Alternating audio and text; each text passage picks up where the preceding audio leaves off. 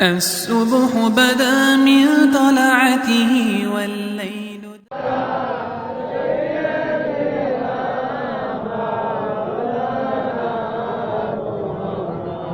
وعلى آل سيدنا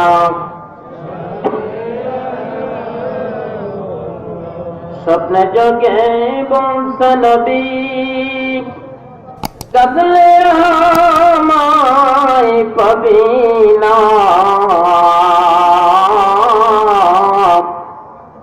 আমায় যদি চৌরে বিলাল ফিরে এসো মদিনা আল্লাহুম্মা জোরে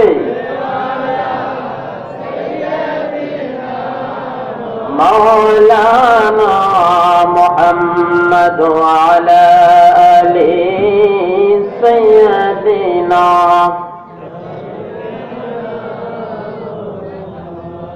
بلغ العلا بكماله كشف الدجى بجماله حسنت جميع خصاله صلوا عليه وآله ضرب بلغ العلا كشف الدجى بجماله حسنت جميع خصاله صلوا عليه سراج الملة تمهي فخر دو عالم दिलबार मौला शरीफ الأنبياء नसफ़ा कुल अबयान तगरहा बलगल उला كشف الدجى بجماله حسنت جميع خصاله صلوا عليه وآله ঐতিহ্যবাহী গোয়ালপাড়া ইসলামিয়া হাফিজিয়া মাদ্রাসা ও এতিমখানার উদ্যোগে সপ্তম বার্ষিকী তাফসীরুল কোরআন মাহফিলের সম্মানিত স্বনামধন্য সভাপতি সাহেব জনাব মোহাম্মদ মুজিবুর রহমান শেখ নেপু সাহেব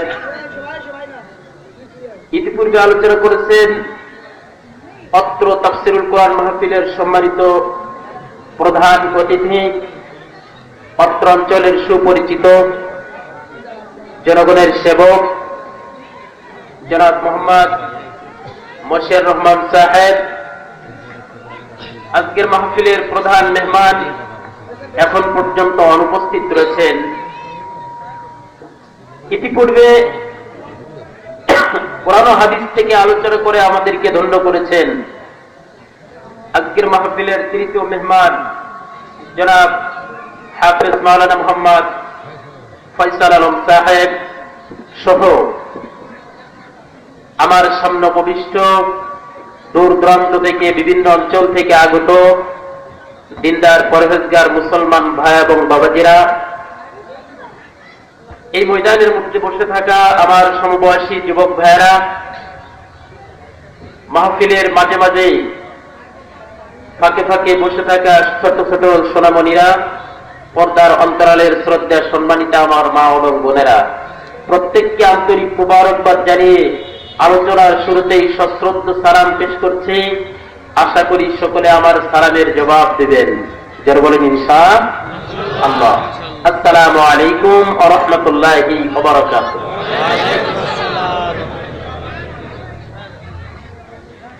সবাই কি জবাব দিয়েছেন?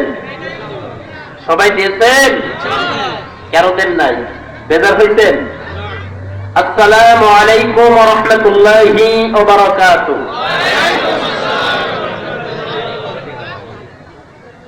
প্রিয় উপস্থিতি, সাইডের আওয়াজটা একটু বন্ধ করি ভাই, পিছনের আওয়াজগুলো একটু বন্ধ করি। প্রিয় উপস্থিতি,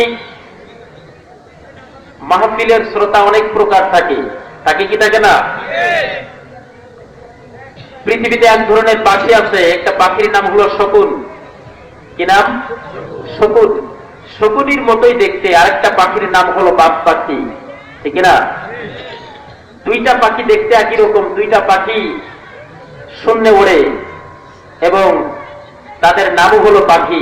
দেখতে একই রকম চেহারা, আকারে একটু ছোট এবং বড় হতে পারে, কিন্তু দুইটা পাখির রুচি এত ভিন্ন আপনি কল্পনাই করতে পারবেন না। বাজ পাখিগুলি তার খাবারের তালিকায় পছন্দ করে ছোট ছোট বিভিন্ন জ্যান্ত প্রাণীগুলি, যে প্রাণীগুলি ছোট ছোট মুরগি বাচ্চা, ছোট ছোট পাখি, বিভিন্ন জীবিত প্রাণীগুলি এমনকি মাছ পর্যন্ত তারা শিকার করে, ঠিক না ঠিক? পাশাপাশি আরেকটা পাখি আছে, তার নাম হলো শকুন। শকুনির নজর কোন দিকে? কোথায় আছে? মরা গরু, মরা ছাগল, এক কথায় আমাদের আঞ্চলিক ভাষায় কি বলি? মরি। মরি আছে কোথায়? সেখানে নজর কার? শকুনের। তাহলে দেখতে একই রকম, সুরাত সিরাত একই রকম, নামও দুইটার পাখি, কিন্তু দুইটা পাখির আচার আচরণ, নেচারের মধ্যে ব্যবধান আছে না নাই? দুই শ্রেণীর শ্রোতা মাহফিল শুনতে আসে। কিছু মানুষ স্ত্রীর কাছে বলে আসতে, দেখো আজকে মাহফিলে যাবো, আসতে কিন্তু রাত হবে, বলে কি বলে না? কিন্তু দেখা যাচ্ছে মাহফিলের প্যান্ডেলের ধারের কাছেও নাই। ওই সেই প্রধান বক্তা, বাংলায় যত বক্তা আছে সব থেকে আকর্ষিত বক্তা হলো গরুর গোশত দিয়ে খিচুড়ি। কটা যদি থাকে সব বক্তা ফেল, ঠিক না বেটি? যত চমৎকার ওয়াজি হোক না কেন, ওই বক্তা যখন উঠবে তখন যে পরিমাণ দর্শক হবে, আর কোন সময় ওই পরিমাণ দর্শক হয় না, ঠিক কিনা? অতএব এক শ্রেণীর দর্শক আছে, খিচুড়ির মধ্যে কি আছে, কখন দেবে, কখন শেষ হবে, এই অপেক্ষা করতে, আর চার দোকানে চা খাচ্ছে আর পান খাচ্ছে আর কান দিচ্ছে, আছে না নাই? তারাও বলে আসছে মাহফিল শুনতে যাচ্ছি, যাওয়ার পরেও বলবে মাহফিল শুনতে গেছিলাম, বলবে কি বলবে না? আরেক শ্রেণীর দর্শক আছেন যারা কোরআনের প্যান্ডেলে কোন দিক না থেকে, কোন রাস্তাঘাট বাজারঘাটে দোকানপাটে না গিয়ে কোরআনের প্যান্ডেলে এসে বসেছেন। আপনারও হলো একের দর্শক, যেরকম আল্লাহু আকবার। আজকে ওয়াজ হবে ইনশাআল্লাহ একের। আমি আসার পরে বুঝতে পারছি মাহফুজুর রহমান হাকিমপুরে আমার বন্ধু, আমরা একসাথে যথেষ্ট প্রোগ্রাম করি, যথেষ্ট প্রোগ্রাম একসাথে করি। স্টেজে ওঠার আগে কথা বললাম, বললো দোস্ত আলোচনা করতে শুরু করো, আমাকে আসতে একটু লেট হবে, অন্য একটা মাহফিল আসছে। কোনো সমস্যা নাই। এখানে এসে দেখলাম আসছে, আপনার একটু স্টেজের উপর আসতে হাঁটাচলা করলেন, স্টেজ কাঁপে তো। প্রিয় উপস্থিতি, মাহফুজুর রহমান হাকিমপুরে আমার ফ্রেন্ড, আমার দোস্তর ব্যাপক জনপ্রিয়তা, ঠিক না ঠিক? এই জনপ্রিয়তা কার জন্য? আল্লাহর কোরআনের জন্য, ঠিক না ঠিক? যেই কোরআনের কথা বলুক, প্রত্যেকটা আলেমকে আল্লাহ পাক রব্বুল আলামিন একই রকম ভাবে কোরআনের কথা বলার শক্তি, ক্ষমতা, মেধা, কণ্ঠ দেন না, ঠিক না? পৃথিবীতে অসংখ্য উলামায়ে কেরাম আছে, বাংলাদেশে অসংখ্য এলেমের জাহাজ আছে, কিন্তু ময়দানে কথা বলার জন্য সবাইকে আল্লাহ কবুল করেন না। প্রত্যেকটা নবী রাসূল কিন্তু বক্তা ছিলেন, তার বক্তব্য প্রদান করেছেন জাতির সামনে, কওমের সামনে, ঠিক না ঠিক? তো আজকের এক শ্রেণীর উলামায়ে কেরাম যাদের কণ্ঠকে আল্লাহ পাক রব্বুল আলামিন কোরআনের ময়দানের জন্য কবুল করেছেন, তারাই একমাত্র কথা বলতে পারে। তো আল্লাহ পাক রব্বুল আলামিন আমার ফ্রেন্ডকে, যে কোরআনের ময়দানের জন্য তার কণ্ঠকে কবুল করেছেন, আরো যেন কিয়ামত তার দীর্ঘ হায়াত আল্লাহ তাআলা দান করেন এবং কোরআনের জন্য সারা বাংলাদেশ সহ তামাম পৃথিবীতে তার কণ্ঠকে আল্লাহ যেন কবুল করে নেয়, চিল্লায় বলো না আমিন। সেই সাথে ও আসা পর্যন্ত কিছু সময় আমার জন্য দেয়া যাবে? আমাকে এখানে চেনেন এরকম কেউ আছেন? এখানে আমাকে চেনেন? চেনেন না? মাশাআল্লাহ, দেখবেন আছেন, হাত নামান। প্রিয় উপস্থিতি, আল্লাহ তাআলার শান দরবারে আযীমে শুকরিয়া আদায় করছি, কালিমাতু শুকর আদায় করি যে আল্লাহ পাক রব্বুল আলামিন আমাদেরকে এই মাহফিলের প্রচার প্রচার লক্ষ মানুষের চোখে পড়লেও, হাজারো মানুষের কানে প্রবেশ করলেও সব মানুষ কিন্তু আসতে পারে নাই, ঠিক না? যাদেরকে আল্লাহ কবুল করেছেন তারা আসতে পেরেছি। এজন্য সমস্ত প্রশংসার একচ্ছত্র অধিপতির মালিককে। সব প্রশংসা কাকে করতে হবে? আল্লাহর দরবারে কালেমাতুর শুকর আদায় করছি, প্রশংসা জ্ঞাপন করছি যে আল্লাহ তাআলা আমার সুস্থ শরীর দান করেছেন, সুস্থতার মতো শ্রেষ্ঠ নিয়ামতকে সাথে নিয়ে আজকে কোরআনের মাহফিলের জন্য আমার এই সময়টুকু আল্লাহ সুবহানাহু ওয়া তাআলা কবুল করেছেন। সে মহান মালিকের দরবারে জোরে বলি আলহামদুলিল্লাহ। খুশি হয়েছেন না বেজার হয়েছেন? খুশির আলহামদুলিল্লাহ যদি এরকম হয় তাহলে বেজারের আলহামদুলিল্লাহ কেমন হবে? আর একটু জোরে বলেন আলহামদুলিল্লাহ। লক্ষ কোটি তার থেকে অনেক অনেক বেশি দুরূদ ও সালাম পেশ করছি আল্লাহর সৃষ্টির প্রধান মেহমান, প্রধান আকর্ষণ, বিশ্ব সভার সভাপতি, আজ থেকে প্রায় ১৫০০ বছর পূর্বে আল্লাহ সুবহানাহু ওয়া তাআলা পৃথিবীর মিডিল পয়েন্ট মক্কা এবং মদিনাতুল মুনাওয়ারায়, মক্কাতুল মুকাররমায় ৬৭০ খ্রিস্টাব্দে তাম পৃথিবীর মানুষকে আলোকিত করার জন্য, সোনার সমাজ গড়ার জন্য আল্লাহ সুবহানাহু ওয়া তাআলা মানব জাতির হিদায়াতের জন্য যে রাসূল আকরাম সাল্লাল্লাহু আলাইহি ওয়াসাল্লামকে প্রেরণ করেছিলেন এবং তাম পৃথিবীতে কিয়ামত পর্যন্ত যত মানুষ আগমন করবে সকলের নবী হলো আমার কলিজার টুকরা মুহাম্মাদুর রাসূলুল্লাহ। সেই নবীর শানে মুহাব্বতের সাথে একবার দুরূদ ও সালাম পড়ে নেই, যেরকম সাল্লাল্লাহু আলাইহি ওয়াসাল্লাম। প্রিয় উপস্থিতি, কথা হবে তিনটা বিষয়ের উপর। একটা হলো আমরা যে সৃষ্টিকর্তার সৃষ্টি, আমরা সবাই কার সৃষ্টি? আমাদের প্রত্যেককে কে সৃষ্টি করেছেন? আপনাদেরকে কে সৃষ্টি করছেন? আমাকে কে সৃষ্টি করছেন? চেয়ারম্যান সাহেবকে? প্রত্যেককে সৃষ্টি করেছেন যে আল্লাহ। সে আল্লাহর পরিচয়ের সামান্যটুকু আলোচনা করা হবে এবং যে আল্লাহ পাক রব্বুল আলামিন মানব জাতির হিদায়াতের জন্য রাসূল আকরাম সাল্লাল্লাহু আলাইহি ওয়াসাল্লাম যাকে স্পিরিট পাওয়ার দিয়ে তাম পৃথিবীর মানুষকে আলোকিত করার জন্য, জাহান্নাম থেকে বাঁচিয়ে জান্নাতের অধিবাসী করার জন্য, জান্নাতের মেহমান করার জন্য আল্লাহ পাক রব্বুল আলামিন যে নবীকে প্রেরণ করেছিলেন সেই নবীর শানে কিছু কথা হবে এবং ওই নবীর উপরে আল্লাহ পাক রব্বুল আলামিন যে একখানা কিতাব নাযিল করেছেন সেই কিতাবটির নাম কি? আর একটু চিল্লাই বলেন কিতাবটির নাম কি? সেই কোরআন থেকে কিছু কথা হবে। কোরআনটা কি? কোরআন পৃথিবী থেকে বিদায় করার জন্য আবু জেহেল থেকে শুরু করে অনেক মানুষ, অনেক নাস্তিক বেঈমানেরা কোরআনের বিরোধিতা করে পৃথিবী থেকে কোরআনটা উৎখাত করে দিতে চেয়েছিল, কোরআনকে ডিলিট করে দিতে চেয়েছিল। কোরআন পৃথিবীতে যেন থাকতে না পারে, কারণ তারা জানতো কোরআন থাকলে মানুষ অন্ধকারের পথে আর আসতে পারবে না, আসবে না। কোরআন হলো আলোর ঝংকার, কোরআন হলো আল্লাহ তাআলার নূর। কোরআন এমন একটি কিতাব যার সংস্পর্শে মানুষ আসার সাথে সাথে ওই মানুষটা নূরে নূরান্বিত হয়ে যায়। চিল্লাই বলেন আল্লাহু আকবার। এই জন্য কাফের মুশরিকরা চিন্তা করলে কোরআন যদি পৃথিবীতে থাকে, এই জাদু মহাগ্রন্থ পৃথিবীতে যদি থাকে আর এর চর্চা যদি থেকে যায় তাহলে আমাদের সব মস্তানিগুলো চলে যাবে, যারা মূর্তি পূজক বিশেষ করে, ঠিক না ঠিক? কিন্তু কোরআন এমন একটি কিতাব যে কিতাবটির কোনো ক্ষয় নাই, যে কিতাবটির পরিবর্তন আজ পর্যন্ত কোন মানুষ করতে পেরেছে? বলুন পেরেছে? কোরআন হলো এই দুনিয়ার জীবন্ত গ্রন্থ, ঠিক না বেটি? তুমি প্রশ্ন করলে উত্তর পাবে, প্রশ্ন করলে উত্তর পাবে, এমন প্রাণ গ্রন্থ কোরআন হলো এই দুনিয়ার জীবন্ত গ্রন্থ, ঠিক না বেটি? আমার বন্ধুগণ, কোরআনুল কারীম এমন একটি কিতাব যে কিতাবটি পৃথিবীর কোন মানুষের লিখিত কিতাব নয়, যে কিতাবটি পৃথিবীর কোন মানুষের রচনাকৃত কিতাব নয়, যে কিতাবের গ্যারান্টি পৃথিবীর কোন মানুষকে দেওয়ার প্রয়োজন হবে না, যে কিতাবের গ্যারান্টি লৌহে মাহফুজের যিনি মালিক, যিনি আরশ আজিমের মালিক, যিনি তামাম পৃথিবীর সৃষ্টিকর্তা, যিনি এক আসমান এবং জমিন মাত্র 7 দিনের মধ্যে সৃষ্টি করে ফেলেছেন, আল্লাহ পাক রব্বুল আলামিন তামাম পৃথিবীকে ছায়াতে রেখেছে। যে আসমান, 7 আসমান কোটিবিহীন আল্লাহ পাক রব্বুল আলামিন টিকে রেখেছেন, সেই আল্লাহ পাক রব্বুল আলামিনের নাযিলকৃত কিতাব, জোরে বলেন আল্লাহু আকবার।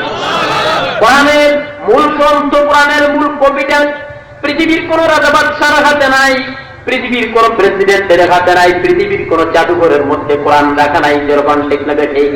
পৃথিবীতে অনেক নিদর্শন ইতিহাসগুলি জাদুঘরের মধ্যে যত্ন করে রাখা হয়। বিভিন্ন জাদুঘর আছে, যেই জাদুঘরের মধ্যে সংরক্ষণ করে রাখা হয় যেন পরবর্তী জেনারেশন দেখতে পারে, ঠিক না বেঠিক? আল্লাহ পাক রব্বুল আলামিন বলেন যে কোরআনুল কারীম এমন একটি গ্যারান্টিযুক্ত কিতাব, যে কোরআনুল কারীমের গ্যারান্টি পৃথিবীর কোন মানুষকে দেয়া লাগবে না। যে কোরআনের হেফাজত পৃথিবীর কোন মানুষের হেফাজত করার জন্য টেনশন পর্যন্ত করা লাগবে না। কারণ আল্লাহু আকবার। আল্লাহ পাক রব্বুল আলামিন বলেন যালিকাল কিতাবু লা রাইবা ফীহি হুদাল লিল মুত্তাকিন। চিল্লায় কোন আল্লাহু আকবার। আল্লাহ পাক রব্বুল আলামিন বলেন এটা ওই কিতাব, এটা সেই কিতাব যেই কিতাবের মধ্যে কোনো সন্দেহ নাই, সন্দেহের অবকাশ নাই। চেয়ারম্যান সাহেব আমার আগেই ওয়াজ করেছেন, ঠিক না বেঠিক?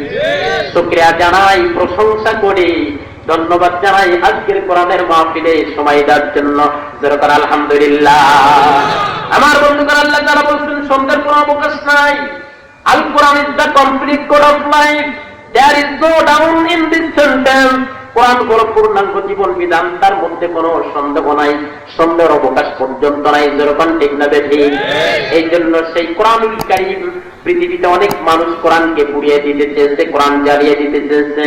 আল্লাহ পাক রব্বুল আলামিন বলেন কোরআনটা এমন একটা জায়গা আমি সংরক্ষণ করার জন্য চয়েস করেছি, মনোনীত করেছি, যে কোরআনটা সংরক্ষণ করার জন্য কোন কলেজে গেলে সংরক্ষণ হবে না, ইউনিভার্সিটিতে গেলে সংরক্ষণ হবে না, জাদুঘরে কোরআন সংরক্ষণ হবে না, সংরক্ষিত হবে না, পাথরে লিখলে সংরক্ষিত হবে না, থাকবে না। এই কোরআন সংরক্ষণ করার জন্য আমার বান্দাদের কলবটা আমি আল্লাহ পাক রব্বুল আলামিন যথেষ্ট করে দিয়েছি। আল্লাহ তাআলা বলেন লাউ আনজালনা হাযাল কুরআন আলা জাবালিন লারাআইতাহু খাশিআন মুতাসাদ্দিআন মিন খাশিয়াতিল্লাহ। চিল্লায়ে বলেন আল্লাহু আকবার। এই সুবিশাল কিতাব, এত ওয়েটফুল কিতাব, এত জ্ঞানওয়ালা কিতাব, এই কিতাবটা যদি পাহাড়ের উপর আল্লাহ পাক রব্বুল আলামিন নাজিল করতেন, আল্লাহ বলে দিয়েছেন ও নবী আপনি দেখতে পেতেন পাহাড়গুলো মোমের মতো গলে গলে পড়ে যেত। আল্লাহু আকবার। এই জন্য আল্লাহ পাক রব্বুল আলামিন বলেন ইন্না নাহনু নাযালনা যিকরা ওয়া ইন্না লাহু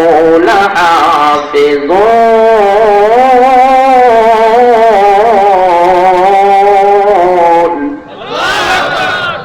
কোরআনুল কারীম নাজিল করেছে আমি আল্লাহ, নাজিল করেছেন কে? আরো জোরে বলুন কে? আল্লাহ নাজিল করেছেন, মহান মালিক বলে দিয়েছেন এই কোরআনের সংরক্ষণ করার জন্য আমি আল্লাহই যথেষ্ট হয়ে যাব। চিল্লাই করেন আল্লাহু আকবার। পৃথিবীতে এমন কোন মানুষ নাই যে বাইবেল মুখস্থ করেছে, পৃথিবীর কোন ধর্মগ্রন্থ মুখস্থ করেছে, ইন্টারমিডিয়েটের একটা কিতাব মুখস্থ করেছে, একটা ইংলিশ গ্রন্থ মুখস্থ করেছে, এবং মুখস্থ করার পরে 5 বছর 10 বছর নয়, মৃত্যুর আগ পর্যন্ত এ টু জেড বলতে পারবে এমন কোন প্লেয়ার পৃথিবীতে নাই, ঠিক কিনা?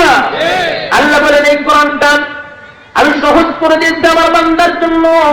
আমার বান্দাগুলি ছোট্ট ছোট্ট বাচ্চাগুলি ছোট্ট হৃদয়ের মধ্যে ওরা যখন বারবার বারবার কোরআনের তিলাওয়াত করবে, এই কোরআনটা ছোট্ট সিনার মধ্যে লটকাই দেওয়ার জন্য আমি আল্লাহ পাক রব্বুল আলামিন রহমতের অন্তর তৈরি করে দিয়েছি। চিল্লাই করুন আল্লাহু আকবার। কারণ কোরআনুল কারীম হেফাজত করতে হবে। এখানে তো কোনো টাকা চলবে না, কোন ধনাঢ্য ব্যক্তি চলবে না, কোন শক্তিশালী পাওয়ারফুল লিডার চলবে না।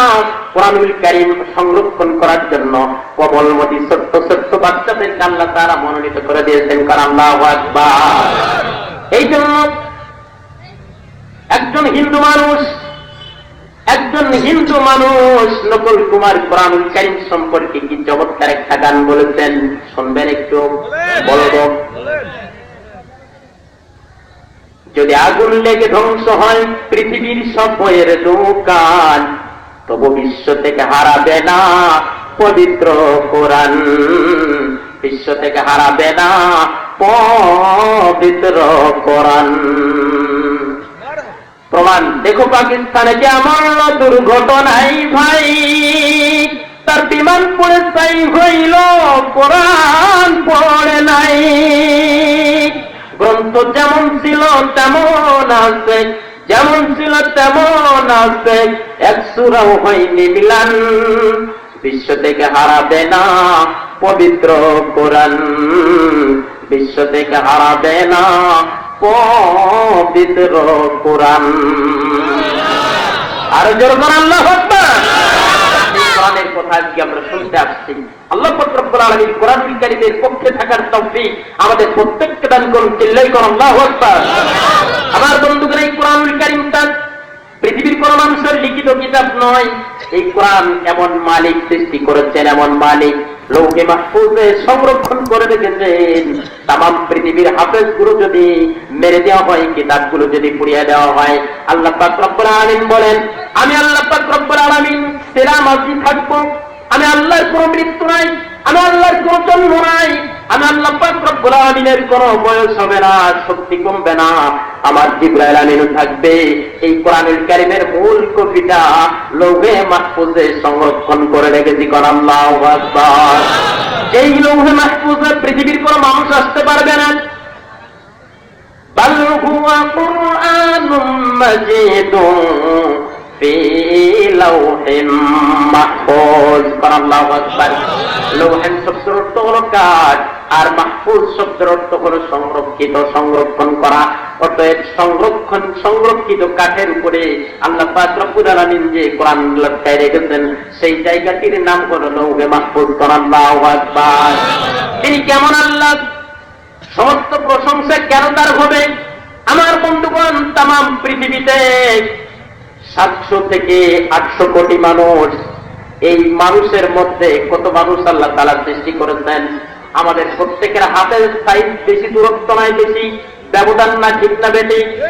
বাংলাদেশের পর মানুষের হাতের এই হাতের সাইজ, মাপের সাইজ হলো 18 ইঞ্চি, যেরকম ঠিক না বেটি? বাংলাদেশের মানুষের গড় সাইজ হলো 4 থেকে 6 ইঞ্চি, ঠিক না বেটি? এত সমতল, এত মিল করে, এত লেভেল করে আল্লাহ পাক রব্বুল আলামিন মানুষ তৈরি করলেন, কিন্তু একজন মানুষের চেহারার সাথে দ্বিতীয় কোন মানুষের মিল নাই, যেরকম ঠিক না বেটি?